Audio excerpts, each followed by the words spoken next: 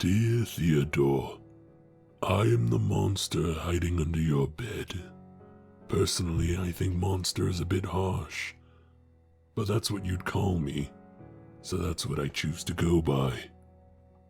To be clear, though, I go by many names beyond you. Night Stalker is one, the Shadow Man another. I think I may have accidentally started a few legends without meaning to. Would you believe me that Bigfoot may have just been another me taking a stroll through the woods? Truly, depending on who sees me, any human can imagine something different.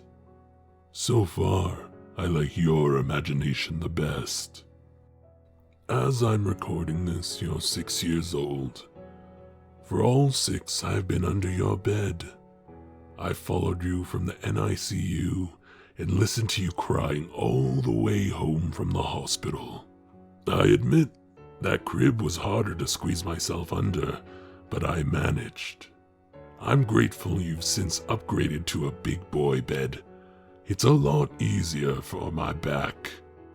As you've grown, you leave the house more and more.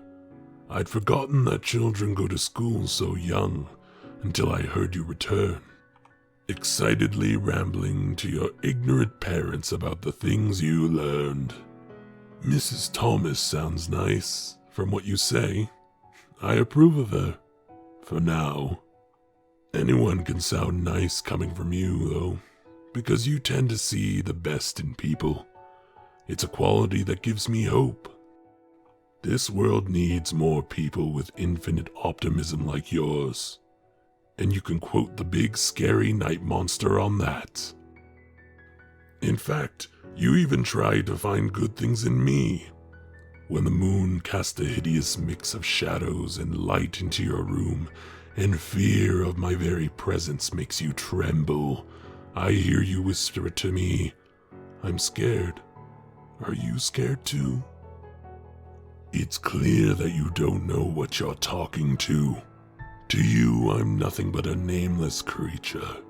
No aim or purpose, just an undetermined maliciousness. You don't even seem to know what I would hypothetically do to you should you fall asleep while I'm around. In the daytime, you think you're safe from me. Do you think shadows simply disappear, little one? If I wanted to hurt you, I would. You drew me once when you were 4. The crumpled paper ended up under the bed with me. You've never truly seen me, and your art skills were, underdeveloped, to say the least. So of course there were a few inconsistencies.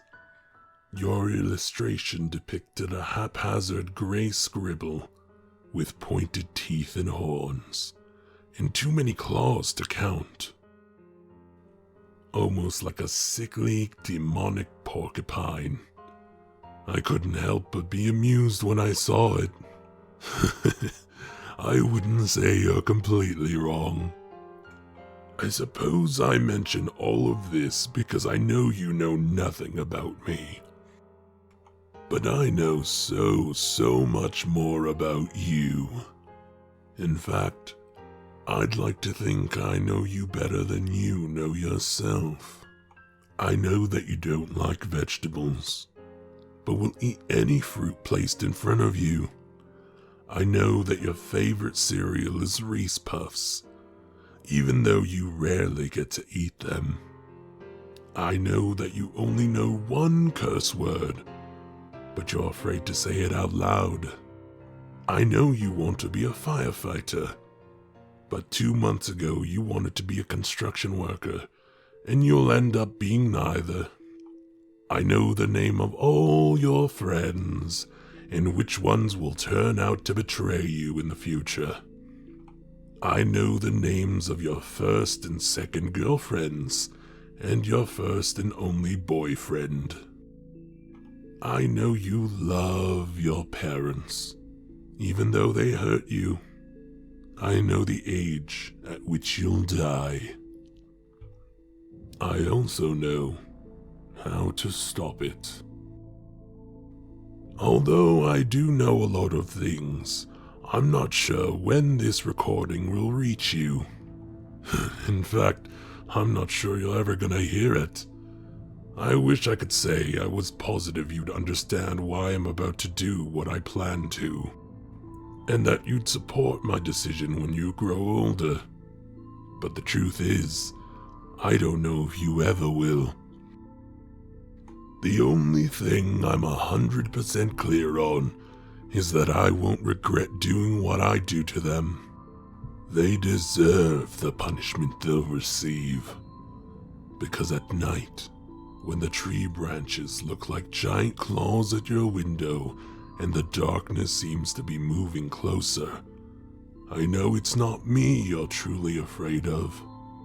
Deep inside, in a place in your mind that you cannot yet access, you're afraid of your parents. I'm scared.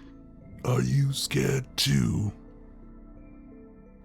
You ask the question not over the sounds of me, but over them. They fight and spat like wild animals, a never-ending cyclone of neglect and anger. You have no idea how they act when you are gone, flourishing in temporary safety that classroom brings you. You cannot yet fathom the amount of pain they will bring you when they realize you've become too old to coddle, and just old enough to treat you like they treat each other. You would be so good without them.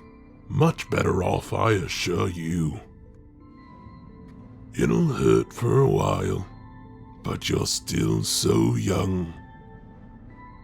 The pain will fade, and then you'll be free. Free from the chaos and the self-destruction and abuse. You'll be able to live the life you want, with no one to hold you back. One day, if you read this, you'll understand why I took them away from you, and I hope then that you'll thank me. I hope the nightmares of your parents' blood will slowly fade into the background hum, replaced by the endless optimism I know you'll hold so close. And when that day comes, I hope you realize that I care for you more than they ever did. Eternally yours, the monster still under your bed.